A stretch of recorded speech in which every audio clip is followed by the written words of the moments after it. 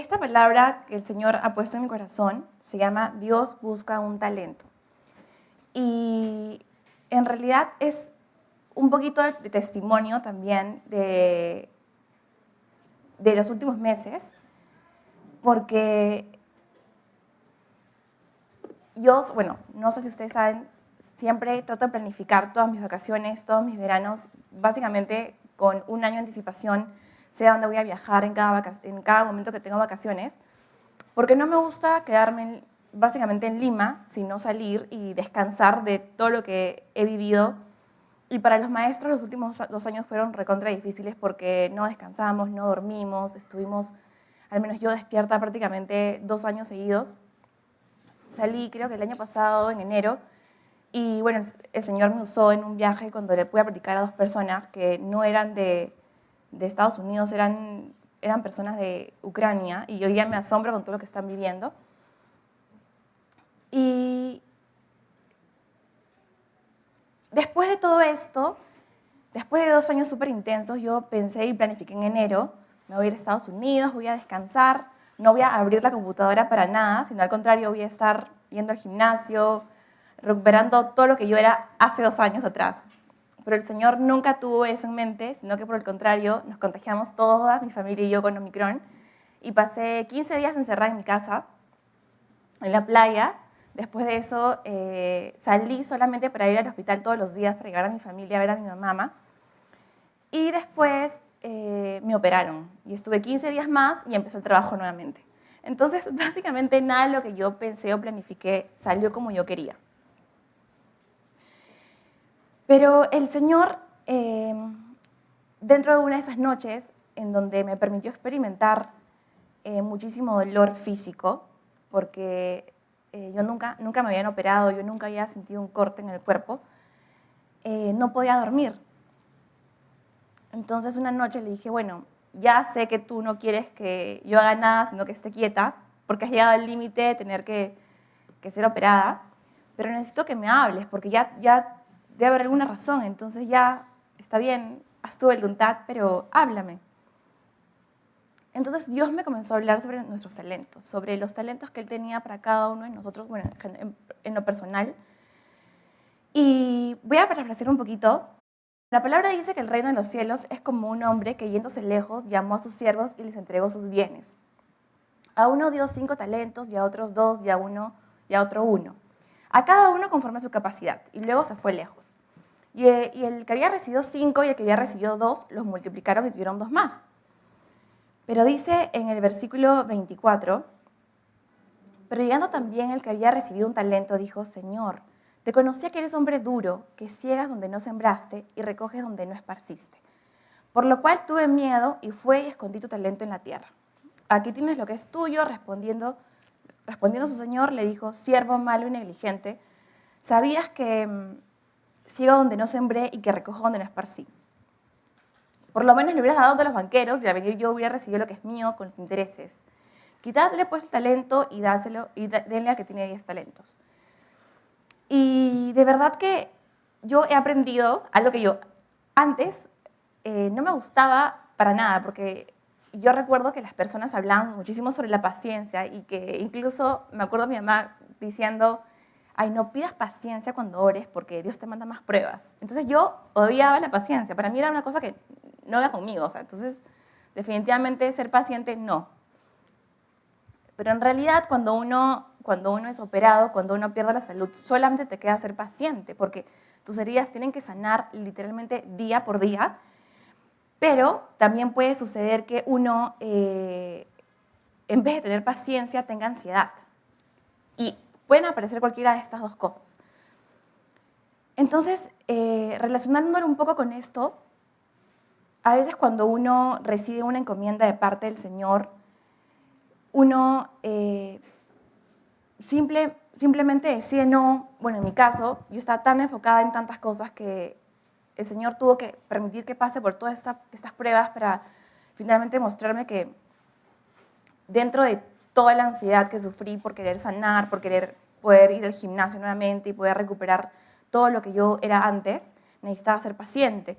Y la ansiedad era todo lo opuesto a ser paciente, porque cuando uno es paciente respecto a a los planes, a los propósitos que uno tiene, ya empezamos a tener un montón de temor, un montón de miedo.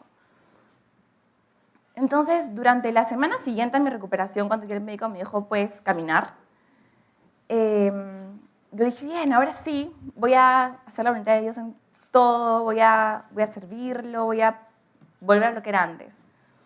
Y esa semana tuve un sueño horrible. Soñé que hubo un temblor muy fuerte y que había un grupo de mujeres adorando al Señor.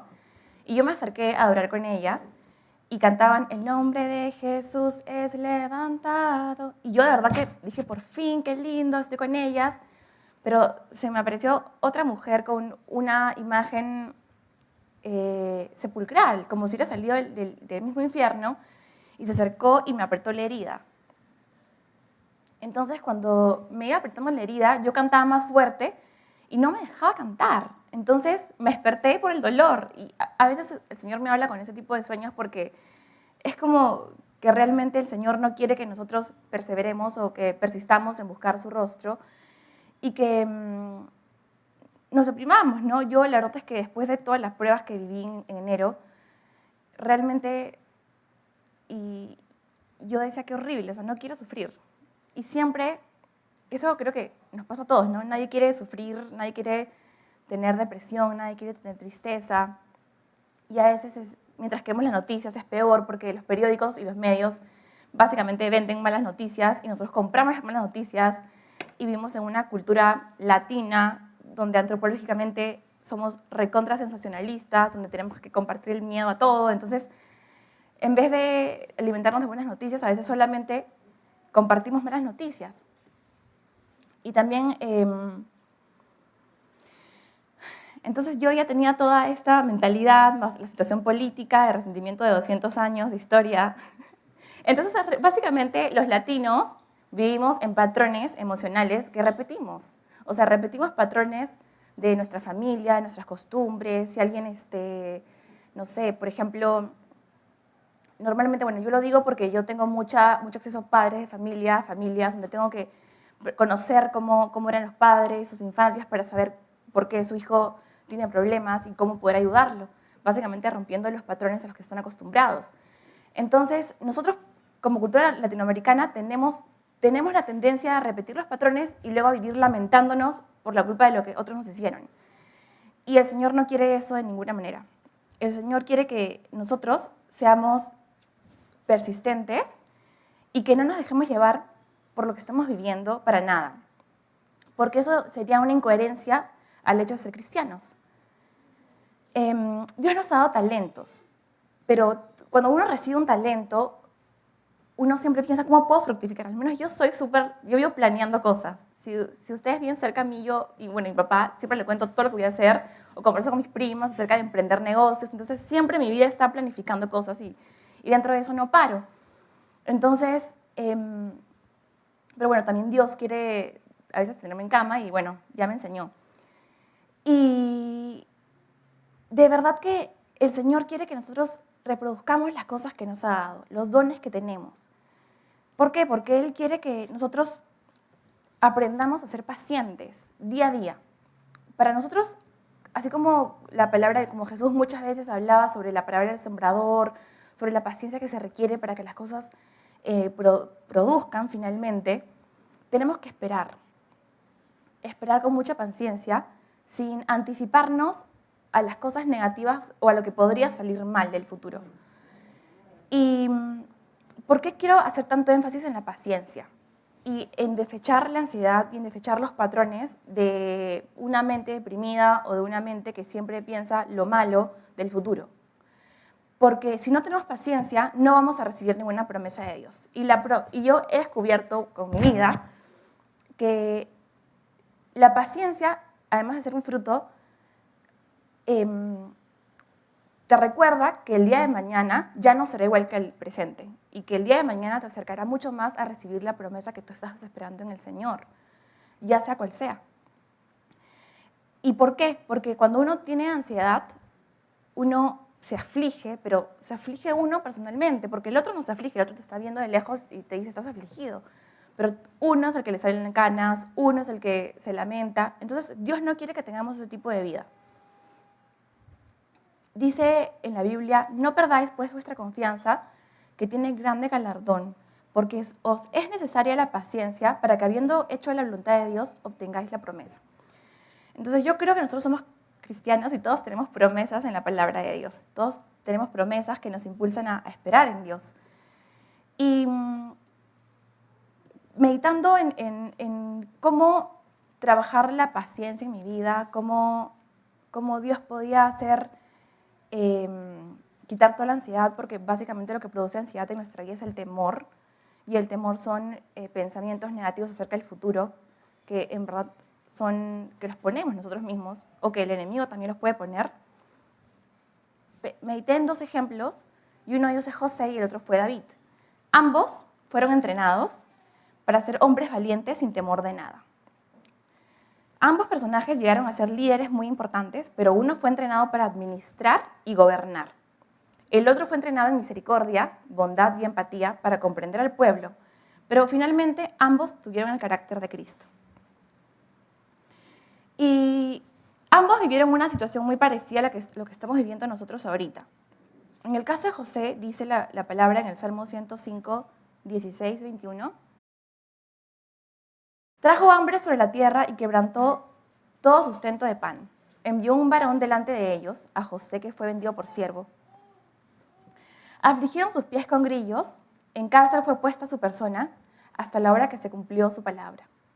El dicho de Jehová le probó, envió el rey y le soltó, el señor de los pueblos, y le dejó ir libre. Lo puso por señor de su casa y por gobernador de todas sus posesiones. Salmo nos cuenta, de forma breve, cómo Egipto estaba pasando por hambre, cómo Egipto necesitaba la presencia de un líder que pudiera solucionar los problemas de falta de pan. No había producción. Y lo siguiente que dicen inmediatamente es que José estuvo apresado y en aflicción. Su confianza en la voz de Dios fue probada. ¿Por qué fue probada? Porque cuando él era joven, muchos de ustedes saben que él tuvo sueños en donde Dios le mostraba que iba a liderar, que iba a dirigir, pero en realidad, y él además de todo era un hijo obediente, un hijo amado, un hijo engreído por sus padres, era súper responsable. Pero esta responsabilidad y esta obediencia generó envidia entre sus hermanos. Porque además él, cuando uno de ellos hacía las cosas mal, iba y los acusaba. Era inmaduro e imprudente. Pero por eso sus hermanos lo vendieron como un esclavo a un amo de egipcio, pero en vez de perderse en Egipto, desarrolló una estrecha comunión con Dios. Y el lugar de su padre fue ocupado completamente por Dios. Él sabía cómo comportarse y así huir de la tentación. Huyendo de la fornicación, es acusado injustamente y fue puesto en la cárcel. Entonces,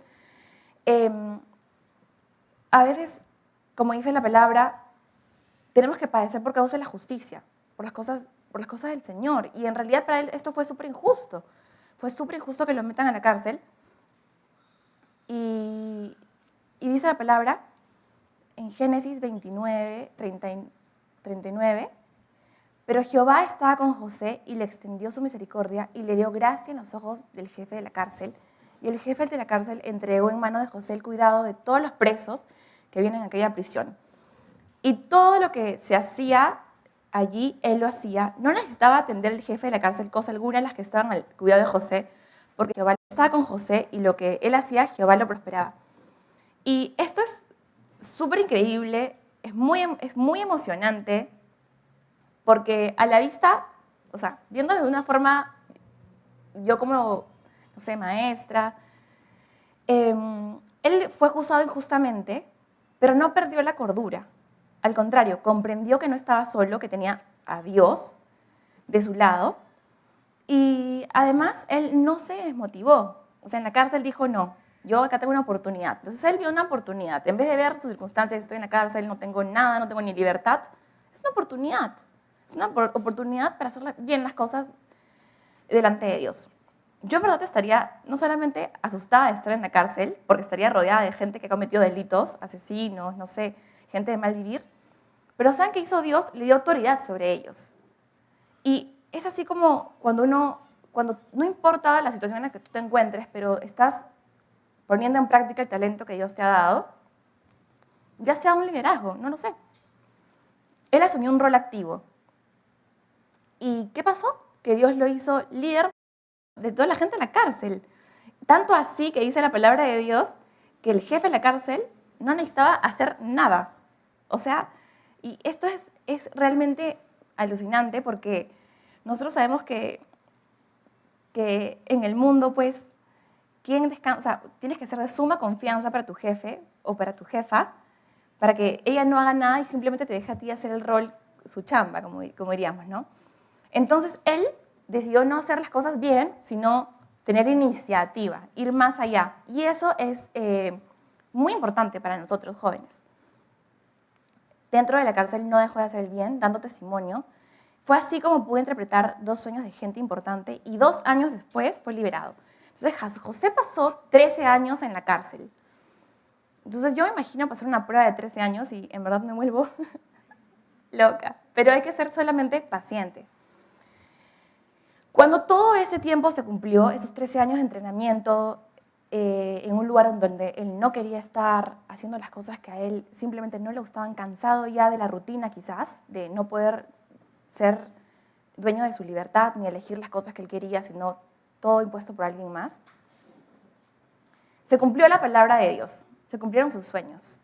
Y dice que Faraón dijo a sus siervos después de que él interpretó los sueños: ¿acaso hallaremos a otro hombre como este, en quien esté el Espíritu de Dios? Y dijo Faraón a José: pues que Dios te ha hecho saber todo esto, no hay entendido ni sabio como tú estarás sobre mi casa y por tu palabra se gobernará todo mi pueblo. Entonces, ya no solamente iba a ser el líder de la cárcel, sino también el líder de todo Egipto.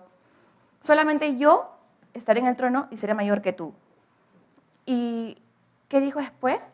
Le cambió la ropa, le puso un anillo en su mano, lo hizo vestir de ropas de lino fino, un collar en el cuello, y lo levantó.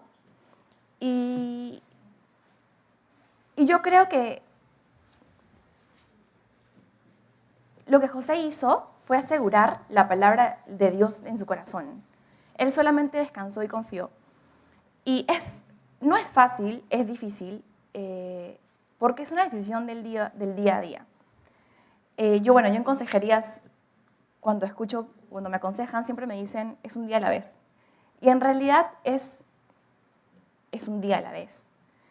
Son 13 años donde cada día fue para José simplemente aferrarse de que había esperanza, pero él esperó paciente. No esperó con ansiedad. Él fue paciente en el día a día sabiendo que la palabra de Dios se iba a cumplir. Entonces, ese es un entrenamiento para nosotros. Es un entrenamiento para mirar la vida con la perspectiva que Dios tiene para nosotros y no con las costumbres que incluso la cultura nos ha ofrecido. Porque a veces, cuando nosotros vemos las noticias, sabemos que todo va a ser peor. Eso es un hecho, porque la palabra dice sí, pero también sabemos la contraparte, qué es lo que va a pasar con los hijos de Dios. O sea, el Señor nos va a bendecir. Yo tengo una compañera en el trabajo y es una mujer súper radical y entra a mi salón para orar y siempre cuando ora siento fuego. No sé cómo describirlo porque realmente es una señora que es súper radical. Es contagioso, o sea, me contagia y ella me contó que en los 2 años de la pandemia, mi trabajo queda en La Molina y ella vivía en la Marina, y me dijo, yo he vivido prácticamente toda mi vida alquilando una casa, pero en medio de la pandemia Dios permitió que me compre un terreno y además Dios permitió que me compre un carro. Entonces ella solamente tenía cosas que, creo que su ministerio es simplemente venir a mi salón y orar conmigo y contarme todo lo que ella vive y todo lo que ella tiene y yo lo quiero. Porque me parece tan bonito como ella me contagia todo lo bueno y me dice, sí, el mundo se va a caer, el mundo está terrible, pero no hay que hacer caso. O sea, y de verdad que parecería hasta un poco común esta conversación, pero en realidad en mí ejerce un aliento increíble, porque es así, nosotros no sabemos qué estamos compartiendo y la palabra dice que vamos a cegar del fruto de nuestros labios. Entonces esta señora me comparte a mí con mucha emoción lo que ella experimenta con Dios y realmente a mí me contagia. Y bueno, entonces Dios levantó a José, lo puso como rey, como segundo después del faraón. Y hay otro ejemplo. Sabemos que, yo sé que muchos de nosotros hemos estudiado varias veces la vida de José y José dice la palabra que Jehová estuvo con él. Y a veces en medio de la aflicción van a salir de nuestro corazón todas las cosas más horribles que ni siquiera nosotros sabíamos que teníamos, pero la correcta, digamos, forma que el Señor espera de nosotros es que le entreguemos absolutamente todo lo que hay porque Él quiere formar su carácter en nosotros. Y es necesario que afloren estas cosas para que nos demos cuenta que el Señor tiene que seguir cambiando nuestras vidas. Si no, pensaríamos que somos correctos o somos perfectos, y la verdad es que no lo somos. Y hay otro ejemplo muy básico que sé que también nosotros hemos estudiado, que es la vida de David, el joven. Y este es uno de mis ejemplos favoritos de toda la Biblia. Fue con el rey David cuando yo empecé, o sea, a estudiar la vida del rey David cuando yo llegué a la iglesia hace, no recuerdo cuántos años ya. Y me acuerdo que en la clase dominical de los adolescentes, todo fue David y yo no sabía nada de la Biblia, pero me interesó demasiado la historia del rey David. Y yo justo era adolescente y me conecté con él. Y lo lindo de todo esto es que David fue un joven completamente despreciado por su familia. O sea, no solamente del pueblo, porque además de que él viera de Belén, Belén era una ciudad recontra pobre, y hasta el día de hoy es una ciudad súper pobre. Cuando fuimos a Belén, la gente sigue viviendo como hace 2000 años, siguen teniendo ganado, sus casas siguen siendo prácticamente cuevas, no tienen agua, es un lugar completamente pobre. Belén es terrible. Él fue completamente despreciado por su familia, porque cuando vino Samuel a visitarlos, ni siquiera fue considerado por su padre. Su padre era un hombre de 80 años, entonces ya él no era importante para su padre, pero él hacía solamente una cosa bien, que era querer obedecer a su padre con lo más pequeño, y era cuidar ovejas. Y en esta situación de cuidar ovejas, la palabra cuenta que se le presentaban leones, se le presentaban osos, y él tenía que vérselas o crear la forma o tener la iniciativa de cómo matar esos leones y esos osos. Entonces, posiblemente David tendría desde 13 años hasta los 15, 16, 17 años entrenándose con leones, con osos. Entonces, en lo natural, alguien acá que tenga 15 años, o 16, o 17. Entonces, esa es más o menos la edad de David, mientras que cuando él mataba osos y leones. ¿Y qué pasó? Nuevamente, igual como con José. Dice que vino un gigante que detuvo prácticamente a todo Israel. Y dice que este gigante vino y comenzó a maldecir a todo el escuadrón de Dios. Y dice, oyendo Saúl y todo Israel estas palabras del filisteo, se turbaron y tuvieron gran miedo. Y de verdad que esta parte me pareció bien fuerte, porque los que estamos estudiando números, sabemos que el pueblo era un pueblo sumamente obediente, tenían que ocupar los escuadrones conforme Dios quería, cada tribu tenía un lugar, una zonificación y una razón por la cual estaban ahí. Entonces, este pueblo, el pueblo de Dios, era un pueblo obediente, era un pueblo que sabía cómo hacer las cosas bien. Pero cuando vino un gigante, ¿qué pasó? O sea, tuvieron miedo y se quedaron estáticos. Entonces tenía que haber un joven, o tenía que haber alguien que pudiera ser, digamos, el joven o la joven entrenado por Dios para poder cambiar esa situación del pueblo. Y es cuando empieza tu llamado. Porque cada uno de nosotros, o cada uno de ustedes, tiene un lugar donde es un terreno que el Señor les ha dado. Y dice que este hombre, este gigante Goliat, venía por 40 días a amenazarlos, y todos estaban aterrados, lo veían y simplemente querían huir despavoridos. Y algo increíble, que los filisteos eran expertos en los armamentos, en cambio los judíos no, los israelitas solamente tenían armas, creo que Saúl y Jonatán, nadie más tenía armas. Ellos solamente tenían cosas, armas que no eran tan graves, ¿no? Que podían afectar tanto al pueblo. Y la verdad es que David no tenía nada que perder. No tenía nada que para él fuera más valioso que defender a Dios, o defender a Dios en medio de esta guerra tan horrible. Y yo les quiero contar, haciendo un pequeño paralelo, en que en ese tiempo en el que yo estaba operada no podía ni sentarme para leer, solamente estaba echada. Entonces comencé a escuchar muchos libros de los autores antiguos, y me encontré con el mártir de las catacumbas. Y apareció la historia de Polio, un niño de 8 años. El mártir de las catacumbas es la historia de un general romano que va un día a las catacumbas de Roma y se encuentra con un grupo de cristianos que están adorando a Dios. Y todos los días ellos le daban gracias a Dios y esperaban el día de su muerte. Y para mí fue como que demasiado sorprendente porque ¿quién quiere morir? Nadie quiere morir. Todos hacemos lo imposible para preservar lo más posible nuestra vida en la tierra y una vida no solamente bien, no solamente con salud, sino también una vida holgada. Pero esta gente que fundó nuestra iglesia estaban listos para morir. Y de pronto cuentan la historia de este chico llamado Polio, que tendría entre unos 8 y 10 años. Su padre era un general romano y murió con toda la gloria de Roma, pero por el dolor su mamá se convierte a cristiana, y esto fue en la época de Diocesio, uno de los césares más crueles de la historia de Roma, peor que Nerón, porque dice que todas las noches todo Roma estaba lleno de creyentes incendiados, y eran como 300 creyentes en la noche muriendo quemados vivos. Entonces, aún los romanos no podían dormir por el grito de la gente, de los cristianos. Y cuando los creyentes iban al centro del Coliseo romano, ellos cantaban al que nos amó y nos lavó. Entonces ellos sabían que iba a durar solamente 4 segundos de dolor, pero iban a despertar una eternidad llena de gloria. Y este chico tenía 8 años y lo atrapan y lo llevan a un juicio. Y están todos los jueces romanos de la época y le dicen, pero Polio, tú desciendes de una dinastía muy importante. Tu padre ha tenido muchos laureles de guerra. Entonces ahora te ofrecemos volver a Roma, ocupar el mismo estatus de tu padre, con las mismas riquezas, con la misma gloria, el mismo honor que recibió tu padre porque era un héroe de guerra. Pero te pedimos que por favor niegues a Cristo porque eso es un delito para Roma.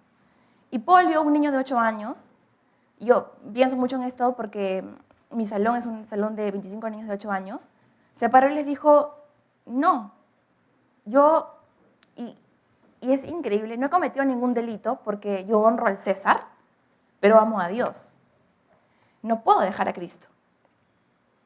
Pero le ofrecieron todas las tentaciones de Roma. Yo me pongo a pensar, si a mí me ofrecen la gloria de mi padre, todos los laureles, más la casa, la riqueza, y me lo devuelven todo, posiblemente yo lo aceptaría. Y le dijeron a él, si tú no niegas a Cristo vas a avergonzar a toda tu familia, porque tu padre murió por Roma, tú serías una vergüenza. Y el libro cuenta que el niño le dijo, no, yo no voy a deshonrar a Cristo, porque Él ha muerto por mí y me ha dado vida eterna. Él ha sufrido por mí en la cruz. Y fue algo muy similar a lo de David, porque le pusieron una ropa de gladiador y lo mandaron al centro del Coliseo. Y cuando estaba en el centro del Coliseo, la ropa de gladiador le quedaba inmensa, porque era un niñito escuálido de 8 años, pero que había sabido defender muy bien su fe y menospreciar toda la gloria de Roma. Y bueno, sacaron un tigre y él ahorita debe estar gozándose de la eternidad. Igualmente David no tenía absolutamente nada que perder, no tenía ninguna riqueza, no tenía ninguna razón por la cual vivir más que como un hijo de Dios, más que alguien que había estado indignado porque había venido un Goliat que quería avergonzar a todo el ejército del Dios viviente. Y él tenía esta convicción demasiado fuerte. Y a veces sucede así con nosotros en nuestra vida, en el día a día. Se aparecen gigantes que nos quieren, nuestro enemigo en común, el diablo. Y el enemigo ha venido a robar, matar y a destruir. Y lo primero que te quiere robar es el gozo, es la paz. Y les voy a enseñar una estrategia que yo he aprendido. Porque el enemigo tiene la misma táctica desde hace 2000 años. Porque cuando tentó a Jesús, ¿qué hizo el enemigo?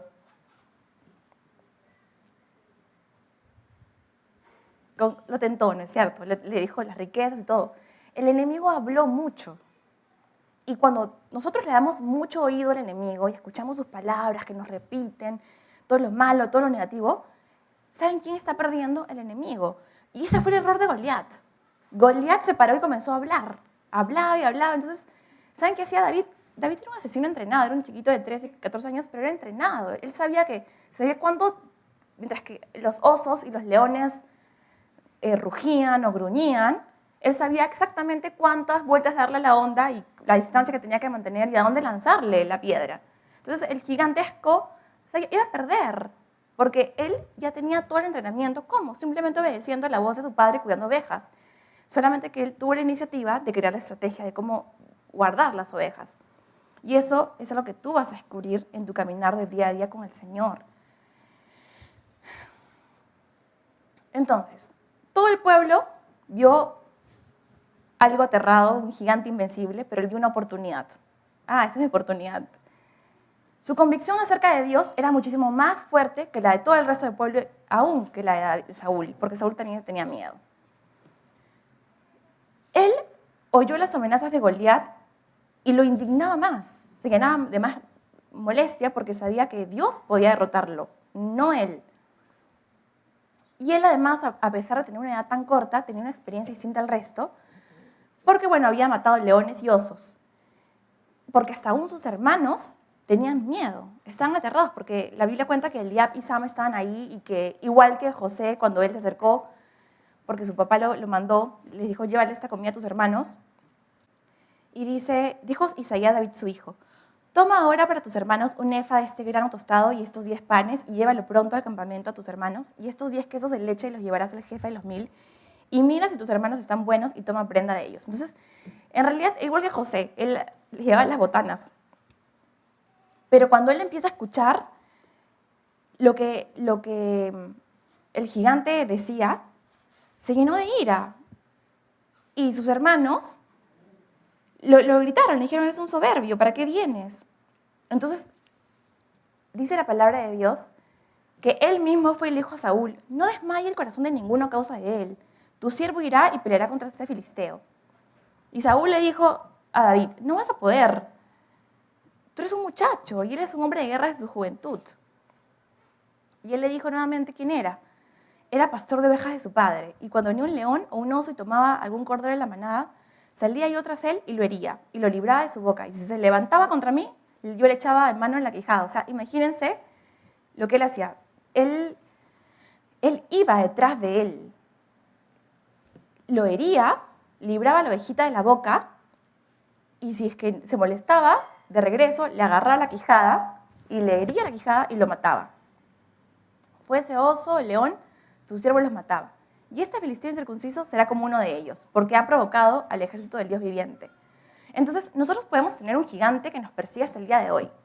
Un gigante que le hemos dado mucho espacio en nuestra vida. Un gigante que nos mantiene desanimados, que nos mantiene con una mente atrapada en lo que el diablo te está diciendo. Y el diablo te puede estar engañando.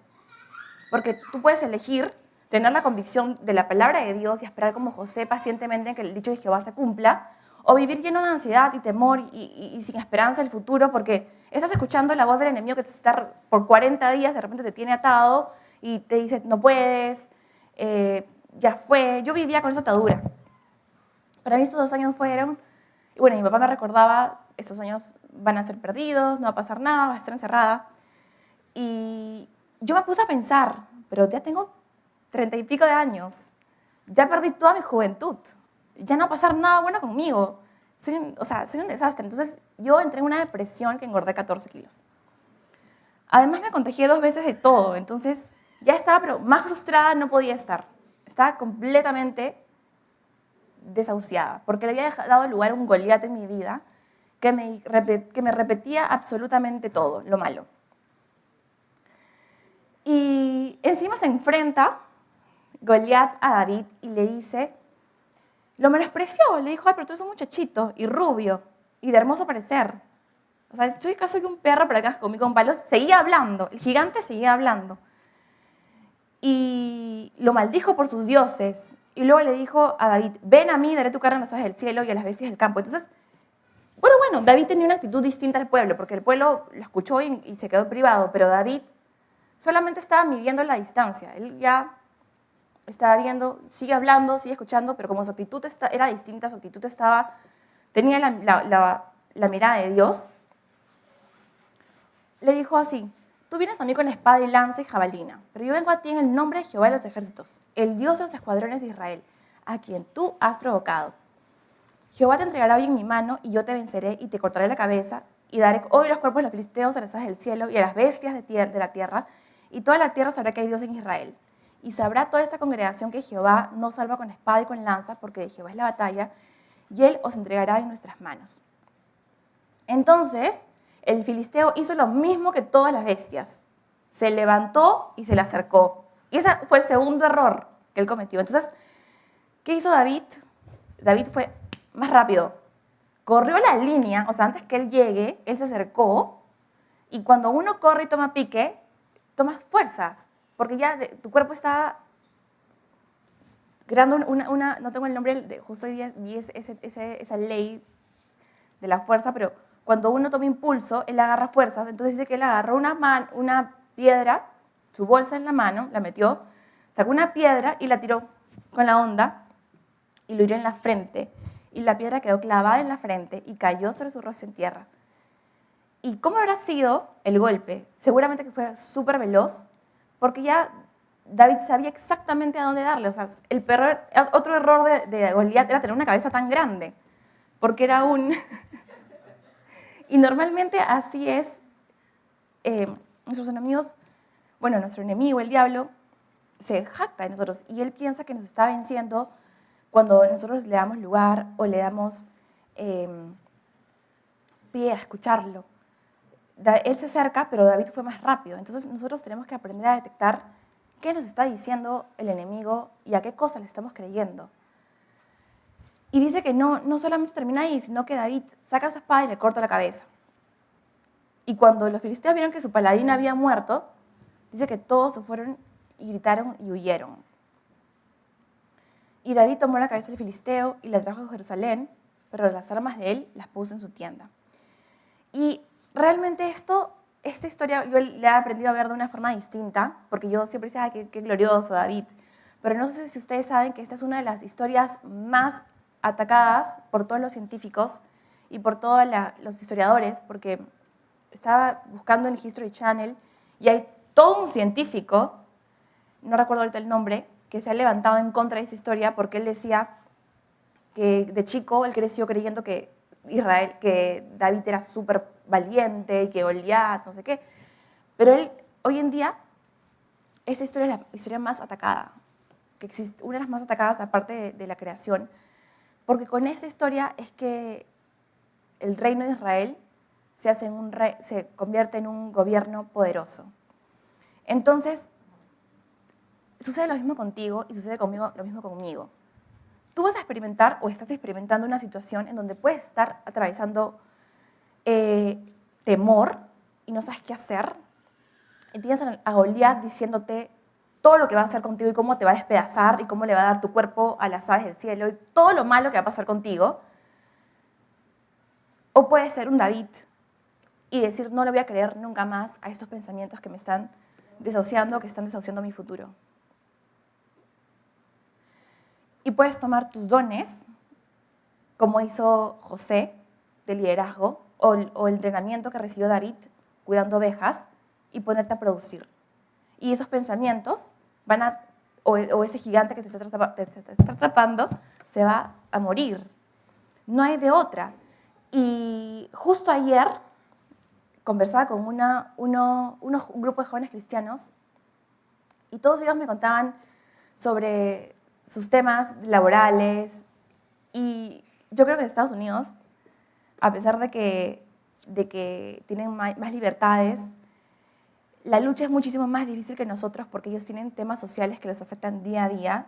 Y el Señor nos ha dado a nosotros la palabra, además la libertad, de que tenemos la historia de estos dos jóvenes, José y David, que en el caso de José era un joven, bueno, completamente distinto a David porque era engreído, era cuidado, tenía todo. Y en el caso de David, no, David realmente era lo más bajo de lo bajo.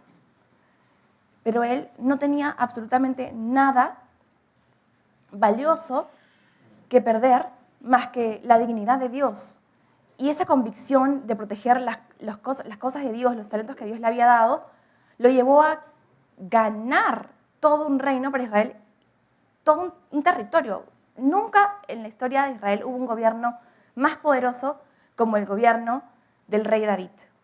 Y quizás hoy día el Señor está terminando una etapa en tu vida en la que tú has vivido creyendo que no eres nada, o que nunca vas a lograr nada, o que ya eres mayor, como me pasaba a mí, y que nada interesante te va a pasar. Eso no es verdad. Eso no es verdad. Eso no es verdad. Cosas nuevas van a pasar en tu vida. Cosas interesantes van a pasar en tu vida. Cosas que ojo no vio ni oído yo van a pasar en tu vida. Porque el principal productor de sueños es Dios. Porque Dios puso sueños en José. Y Dios quiere poner un sueño en tu vida mientras que tú duermes y es que buscas a Dios en la noche y te aferras. No importa la aflicción que tú estés pasando, no importa las angustias, las carencias, Dios va a poner un sueño en tu vida y te va a dar una palabra en tu vida y vas a tener que aferrarte a esa palabra y vas a tener que confiar porque Dios te va a entregar. No sé si el reino de los cielos, que ya es un montón, pero la Biblia dice que también en esta tierra, porque así como mi amiga ha recibido un terreno, yo no sé qué Dios va a hacer en tu vida, pero tenemos que cambiar y acercarnos y matar a nuestro Goliat y decirle, no te creo más, ya se acabó, porque la verdad es la palabra de Dios. Y tenemos que dar lugar a actuar. Y algo importante, que con esto ya voy a terminar, es que muchas veces nosotros, y esto lo veo en el tema laboral, básicamente, tratamos de hacer las cosas bien todo el tiempo porque tenemos jefes que no son cristianos y queremos de alguna forma agradarlos, de alguna forma hacer que ellos nos vean, nos noten, y recibir ese halago de parte de ellos para muchos de nosotros es muy bueno. Pero el Señor no quiere eso, porque el día que uno no recibe un halago de parte de un jefe, nos vamos a desanimar y nuestra vida se va a venir abajo porque necesitamos la aprobación de un hombre. Eso también es un engaño al enemigo, porque nosotros somos creyentes y Dios nos ha llamado a tener bondad, y la bondad es un fruto del Espíritu Santo. Y el mayor ejemplo de bondad fue Jesús, que dio su vida sin esperar recibir nada a cambio.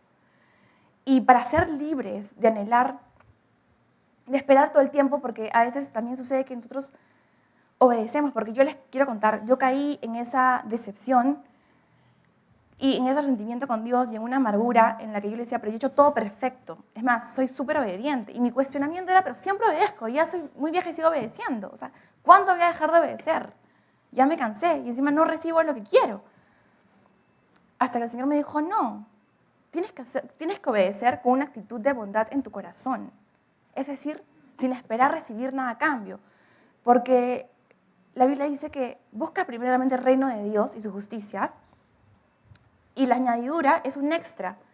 Es un extra que se da simplemente porque tuviste una actitud de bondad, de extender el reino de los cielos, porque tu prioridad es Dios y no en ocasiones nuestros motivos egoístas. Y quiero invitar a los músicos.